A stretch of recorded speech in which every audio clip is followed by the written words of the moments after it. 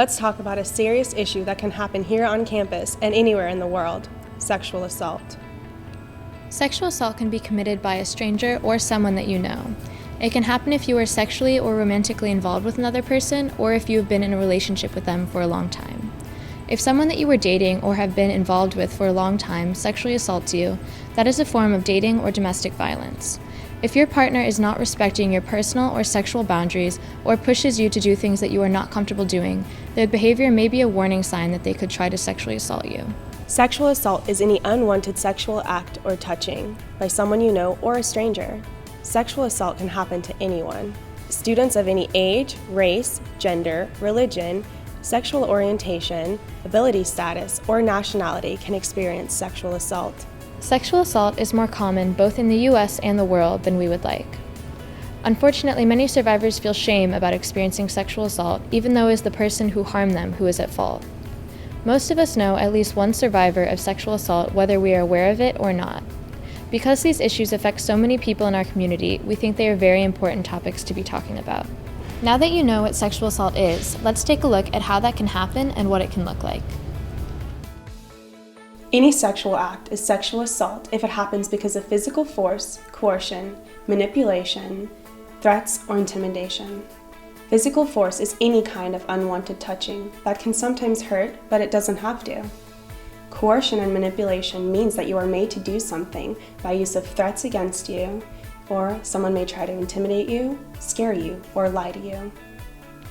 It is sexual assault if someone continues to do something that you don't want to do. You can let your partner know that you're not comfortable with something by telling them no if you feel comfortable doing so. If you sexually assault someone, this is in violation of the University of Oregon's Student Code of Conduct and Oregon state law. Let's see what sexual assault may look like when coercion and manipulation are used. So, I've really enjoyed spending all this time with you.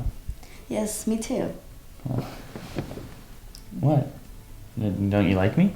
Yes, I do, but I just don't feel ready to, I mean, it's not really such a big deal to fool around in America.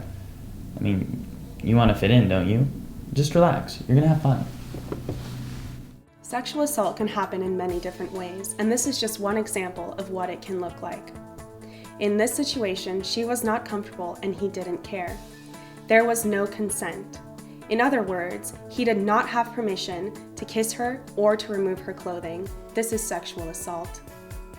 It is very important to ask for consent and to communicate with your partner about whether or not you are comfortable with what's happening, because if an act is committed against you that is sexual in nature without your consent, that can be considered sexual assault.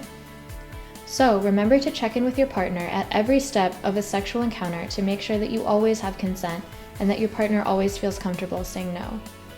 It is also important to note that consent cannot legally be given while mentally incapacitated, so it is even more important to communicate with your partner while intoxicated to make sure you aren't crossing their boundaries. As international students, you come from a lot of different countries and cultures with different types of relationships and expectations. Here in the United States, saying no when you feel uncomfortable is accepted and often expected. If you do not want to do something, you should communicate that directly to the other person. They should ask first, but sometimes they won't. That is why it is very important to know what you do and do not want to do. And you should not feel bad for saying no. At the University of Oregon, we care about our students' health and well-being. We want to create a campus community that is a safe, rewarding place to learn and experience new things. Take care of yourself, take care of the people around you, and know that you are not alone here. There are caring people who are trained professionals that work at the university who are able to provide support to you if needed.